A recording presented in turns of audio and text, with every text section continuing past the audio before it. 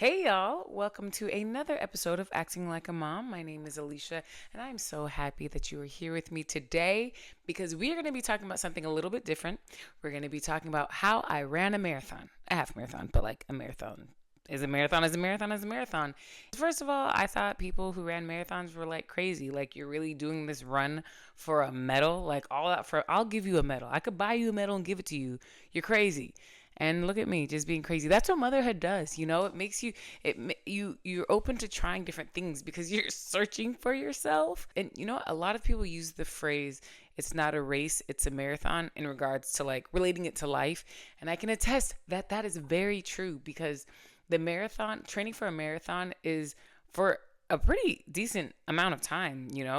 I trained for 3 months, which I think usually they recommend 4 months or 6 months if you're doing a full marathon.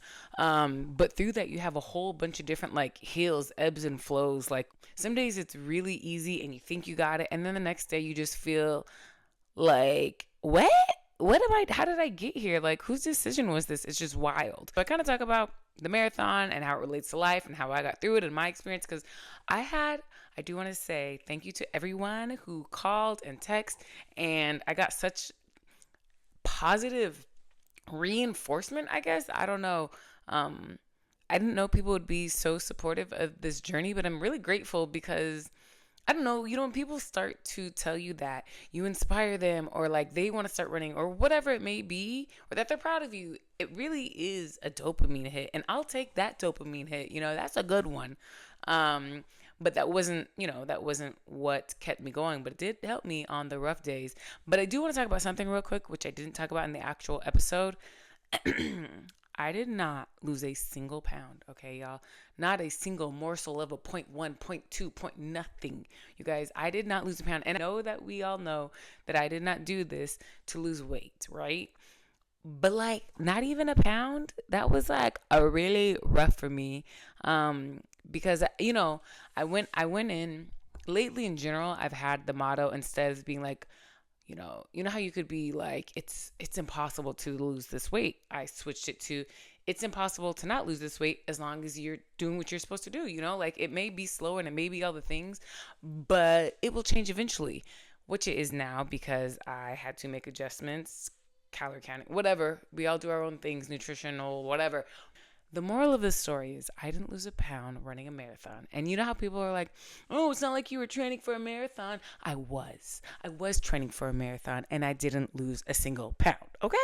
So I just wanted to be honest and truthful with that because a lot of people, I think they're like, oh, you probably got in such good shape. My cardio, my mental, all that got in shape. All the things that I did it for happened. So I'll say that, I got what I wanted, but I just knew in my mind, I would have been happy if I would have just lost like 2 pounds because I've been at this like standstill. But anywho, we can stop talking about that. We could go to the episode now and where I talk about positivity and how I related to life and motherhood and all the happy stuff that makes you feel good inside. Okay, so enjoy the episode. Hey, hey, hey. Welcome to the Acting Like a Mom podcast. I am Alicia, your host, and we are here to shine a spotlight on the incredible and often untold stories of mothers navigating the fast-paced world of the entertainment industry. Let's get to it. Mama. Hey y'all, welcome to the Acting Like a Mom podcast. My name is Alicia, your host, and today we're going to talk about this run that I did, this half marathon that I did, this 13.1 miles that I did, this I didn't think I could, but I did it. I did it, okay? That was a month and a half ago. I told myself I was going to continue to run because I loved it, and it turned into a loving relationship, and I literally ran for the first time since this last Saturday. I am not a runner. I feel like everyone's like, oh, were you a runner? No, I was not a runner. I ran because I did other sports and, everything kind of, when you warm up, you always run. And I'm competitive, so sure, I did that, but I was never a runner per se. So let's start there. I didn't do it because I loved cardio. I didn't do it for any other reason. Well, there's two. One was to prove to myself that I still have it, that I could push through and do hard things, that I could be resilient, that I could set a goal. And it was honestly, it was a beautiful synchronicity because it was the weekend of my daughter's first birthday. When I first realized that, I felt really guilty. Like, oh my gosh, I didn't even realize that that was my daughter's birthday weekend. But she didn't have a birthday yet, okay? So yeah, that's an excuse. But that was one reason, just to prove that I could do these hard things. And the other reason, and this is the real reason what triggered it, was I heard an interview or an episode, a podcast episode, where they said only 0.01% of the population has done a marathon. And I was like, say less. And from there, I decided that I wanted to be one of the 0.01% because who doesn't want to? Something so simple, something that I could attain. All I have to do is push myself to do uncomfortable things and I'll be a part of the 0.01%. Done. Enough. That's all you had to say. I don't know if it's for a full marathon, but I'm sure like people aren't really running half marathons either, right? Like, that's what motivated me and that's what kept me going. And I had deeper whys that it turned into like pushing through and being all these things. And I know that running is not per se what this show is about. It's about pushing yourself as a woman, as a human, being a mother, not giving up on yourself as a woman as you enter this journey, as you enter this new place while you're juggling career, family, kids, life, your mental stability. It is so much more than just running. And spoiler alert, I didn't do the perfect training. I didn't do the perfect eating. It was like I just had to start. I couldn't psych myself up about doing it. I just had to do it. I literally did the number one rule they say to don't do. I did it. They say don't change anything on race day. I changed some of the most important things. I ate a different breakfast than I normally would have because I didn't have a toaster. Usually I eat toaster with peanut butter, but I didn't want mushy bread. I like toasted bread, and I knew I didn't have a toaster because it was in San Diego, so I went to a hotel and there wasn't a toaster, okay? So I ate something different than I usually did, and then I put my hair in a low ponytail, which I don't know why I didn't think about that, but my hair was so matted. I literally had to cut pieces out. I had dreads in the back of my hair. And that was the longest, at that point, that's the longest that I've ever ran. I've never ran 3.1 miles. Like the race day is your peak. You know, they have you do like up to 12 miles in your training, but 13.1, my first time running 13.1 miles was the day of the half marathon. And I just had myself a little matted ponytail back there. I was so mad. And I ran in like a long sleeve, which I never do. So I did all kinds of things and I still made it, okay? So you don't have to follow all the rules. You just got to show up and do your best, okay? So first things first, a lot of people asked me, how did you start? Were you a runner? No, I was not a runner. I did not just wake up and decide to run 10 miles. My first run, I felt like solid bricks. Like I felt like boom, boom, boom. It felt like an elephant. Like every step I took was so, it felt uncomfortable. It felt foreign. My body, it didn't mix. There was something, I was just like, this is a bad idea. And the first run, actually, I used Nike Run Club, which I highly, highly recommend for the beginner novice runner. It was the most motivational running that I ever. I am an analysis paralysis type of person, so I started looking up like training schedules. If I need to train in this long, in 13 weeks, you know, what's the schedule? And there's a lot of different options, and Nike Run Club just made it so seamless and so easy for me. This isn't a plug, you know, I'm not getting paid for this, but as always, I am always open to getting paid for this. But they started me out with the 15-minute run. And it's crazy because they start using these terms that you don't know. It's like, right now you should be running at your 5K pace. And then you have 10K pace. You have these different paces. And it takes probably about like 2 weeks for you to even understand what these pacings mean, what they are. And it's crazy because in the neighborhood that I live, there's so many people that are like, it's the most active. Everyone's always running. And there's like these older people who are just like trucking it. They're riding bikes up these hills. I'm just like, it's such a humbling experience, kind of like motherhood. Doing something that is not your norm is definitely a humbling place to be. And it's motivational. But I guess what I'm trying to say is you just got to start. with anything in life, you just got to start. You got to set a goal, and everything else will, you'll learn it. You don't have to know anything. Like I had zero knowledge going into running about running. A lot of people would say like I could never run for 13 miles, and I'm like I can't either. Like I cannot run a consistent 13 miles. I stop. Like there's techniques. So it's like you run 3 miles, 3 minutes, walk 1 minute, 3-1, 3-1, and you just keep going back. I do 4-1 actually. I do 4-1. So there's different things that you could find your sweet spot. Mine is I run for the first 20 minutes, warm up, and then from there I go 4 minutes running, 1 minute walking. And it's like, so it also made it so I don't hate it. I don't want to run till exhaustion. I'm not trying to be a Olympic medalist. Okay, I'm just trying to get to the finish line. That's all I need to do. You know, because there's personal bests and all that. I mean, when I'm this new, these numbers don't mean anything to me. Oh, my son's calling. I can't pick it up because I have this space only a little bit longer. So, but I don't want to send it to voicemail. Yeah. So I'm telling you this because I just want to remind people just to start where you are. You don't have to have a whole bunch of knowledge. You don't have to prep yourself because there's things like, there's all kinds of tips you could buy. You have to buy the right shoes. One thing you have to do is you have to buy the shoes and make a fire ass playlist. Those are the two non-negotiables.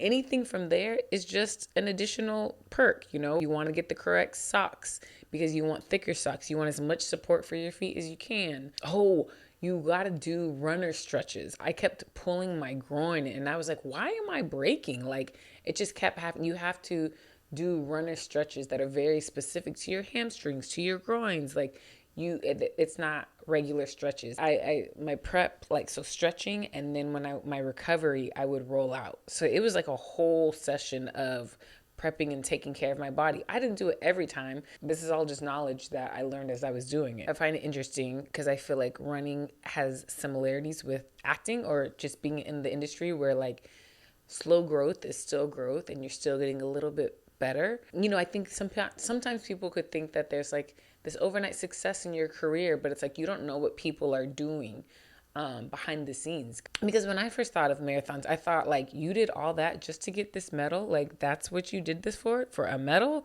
This little, I'll buy you one. But it's about the work that you do behind the scenes.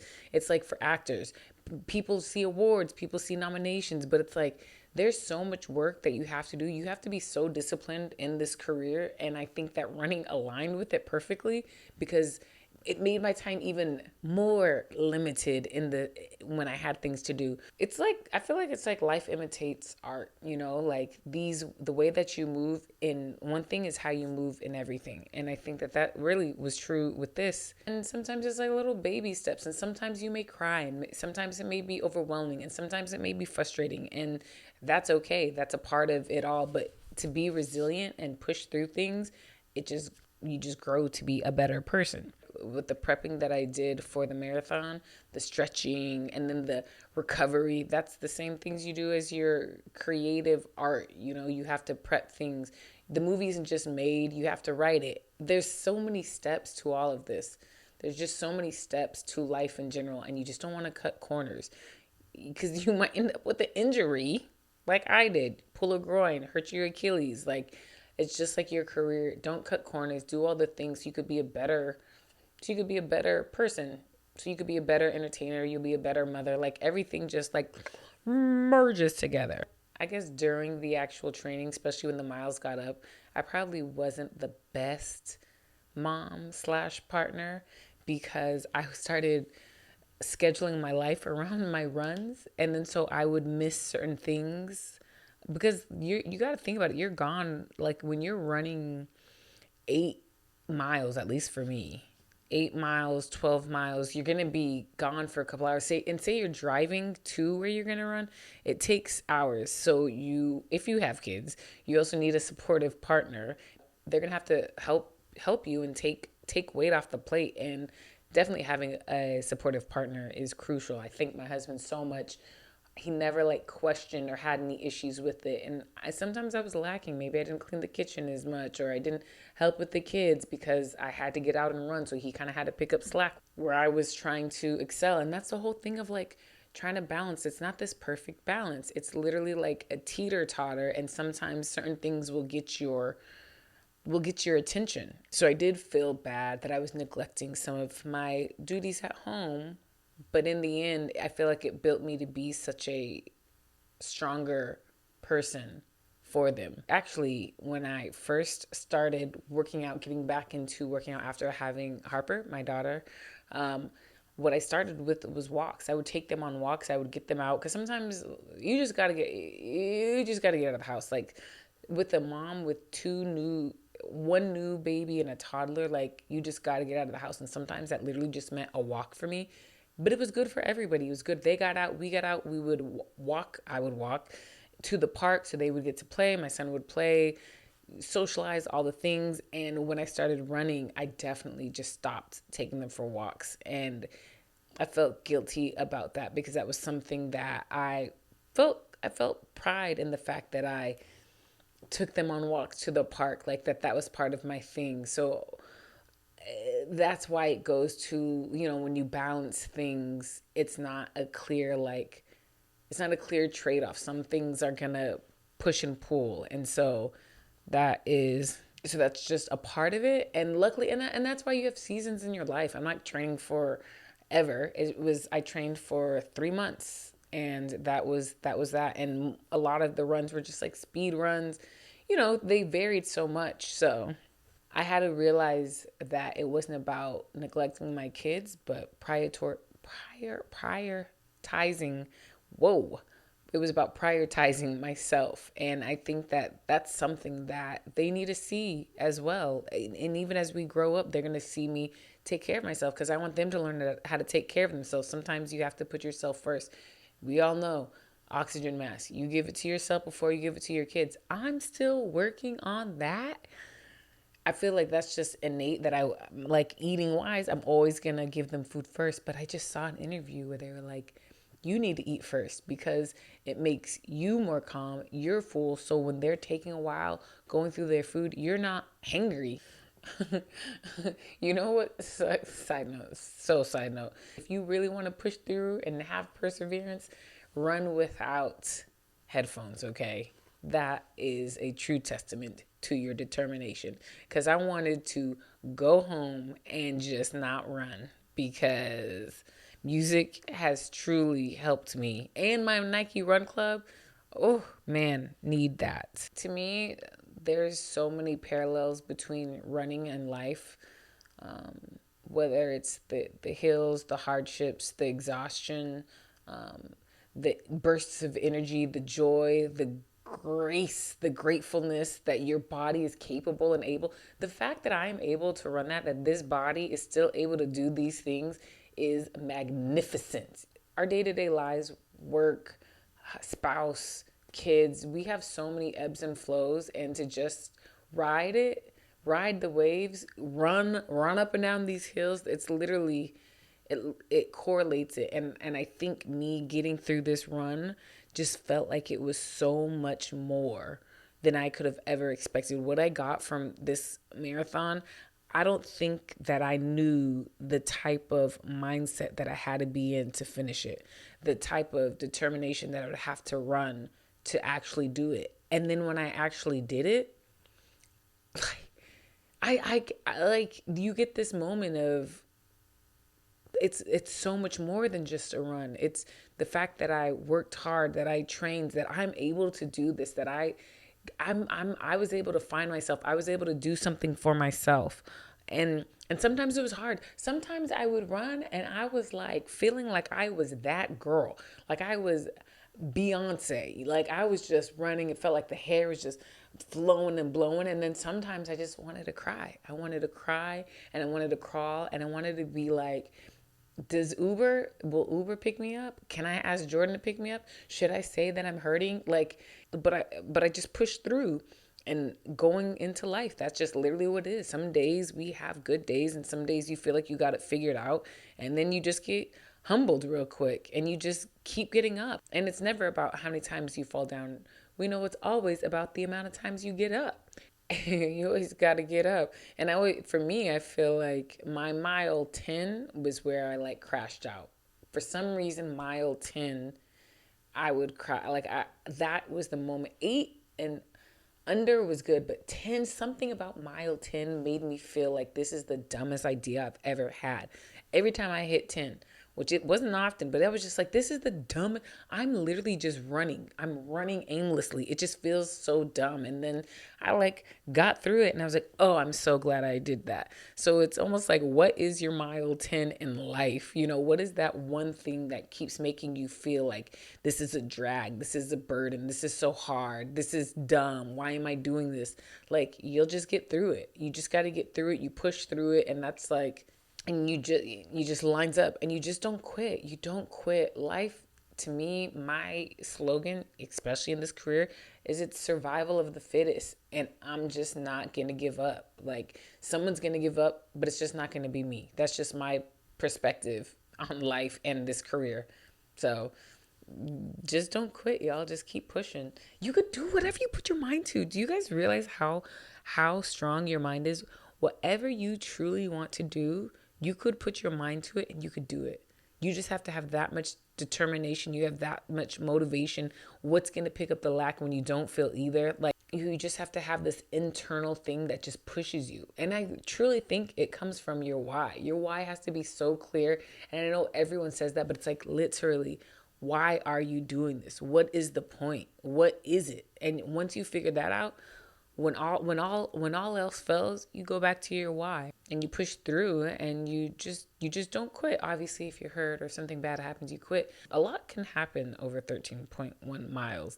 A lot of thoughts can happen. A lot of great ideas can fester. Like, use that time for yourself. Like, this is time that you carved out for yourself. Take it in, enjoy it, have some great ideas, cry a little bit, like, go through this. 13.1 miles is a lot of thoughts. If I could think of how many thoughts that I had during these 13.1 miles, I don't even know what it is. And then sometimes I know I just blanked out. Sometimes you zone out and you're just going, you just running, you're just flowing, and it's just like zoned out. I'm not thinking about anything in life. That's life too. You just zone out, especially with these kids. I got to zone out because sometimes, sometimes. But the actual run, like the running day, game day, the day, it was a day that I'll never forget because I finished it. I closed that book. Whether I run again, I actually told myself that I ended up enjoying it because I used to hate running, like hate running. I learned to love it and I was like, oh, I'm going to add this into my repertoire. I literally have only ran once since then, which is horrible. But anywho, the race day, I just remember how great I felt and how supported I felt. Like, my husband and my two kids, they came and I'll just say I'll never forget that day because it was really hard, but I was feeling so motivated. I just needed something, and literally right then, Jordan sent a picture of them, and I was just like, him and the kids there, and I was like, and it just gave me like so much life and so much energy, and I just was able to like push through and have this amazing experience, take it all in, see the people around me, which is also funny because you almost, after you get to, I don't know, let's just say like around mile 4 or 5, you kind of have your crew. Like, it's like a whole bunch of like passing up, and someone goes ahead, someone switches off, someone's behind. And it also sounds like acting. You see people have their success and then you have your success. Like, you all have your time. You find your group of people and you guys just all are in the same space. And it was very interesting because I was like, some of them, I'm like, are we competing? I was like, wait, is she competing with me? Am I competing with her? Like, are we doing this? Like, are we beefing this out right now? So I was trying to figure that out. And then you find your people, and then it's just like, I definitely had a couple moments where like I teared up because I just couldn't believe that I was actually doing this, that this was actually something that Alicia, could do, is run. Anything is possible. After you have kids, after you push out a human, and after you get through the trenches, nothing is impossible. I mean, in general, nothing is impossible. You can do anything. Your mind, you could literally build the life you want.